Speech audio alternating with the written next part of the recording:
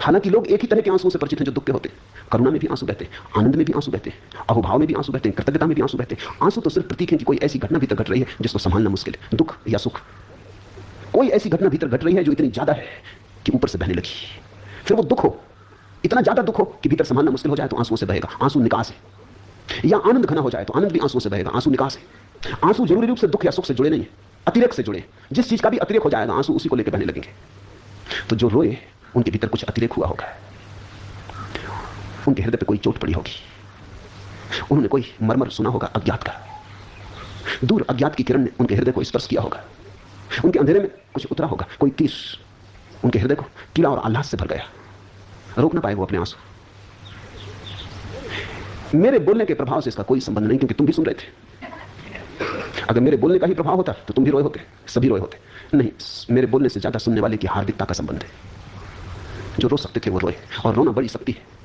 एक बहुत अनूठी दिशा को मनुष्य जाति ने खो दिया, विशेषकर मनुष्यों ने खो दिया, पुरुषों ने। स्त्रियों ने थोड़ा बचा रखा है, स्त्रियां धन्यभागी हैं। मनुष्य की आंख में पुरुष हो कि स्त्री एक सी ही आंसुओं की ग्रंथियां हैं। प्रकृति ने आंसुओं की ग्रंथियां बराबर बनाई, इसलिए प्रकृति का तो निर्देश स्पष्ट है कि दोनों की आंखें रोने के लिए बनी। लेकिन पुरुष के अहंकार ने धीरे धीरे अपने को नियंत्रण में कर लिया है। धीरे धीरे पुरुष सोचने लगा कि रोना स्त्रीण है, सिर्फ स्त्रियां रोती। इस कारण पुरुष ने बहुत कुछ खोया है, भक्ति खोई, भाव खोया। इस कारण पुरुष ने आनंद खोया, अहोभाव खोया। इस कारण पुरुष ने दुख की भी महिमा खोई, क्योंकि दुख भी निखारता है, साफ करता है। इस कारण पुरुष के जीवन में एक बड़ी दुर्घटना घटी। तुम चकित होगे, दुनिया में स्त्रियों की बजाय दुगने पुरुष पागल होते, और यह संख्या बहुत बढ़ जाए अगर युद्ध बंद हो जाए, क्योंकि युद्ध में पुरुषों का पागलपन काफी निकल जाता है, बड़ी मात्रा में निकल जाता है। अगर युद्ध बिल्कुल बंद हो जाए 100 साल के लिए, तो डर है कि पुरुषों में से 90% पुरुष पागल हो जाएंगे। पुरुष स्त्रियों से ज्यादा आत्मघात करते हैं 2 गुना। आमतौर से तुम्हारी धारणा और होगी, तुम सोचते हो कि स्त्रियां ज्यादा आत्मघात करती हैं। बातें करती हैं स्त्रियां, करती नहीं आत्मघात।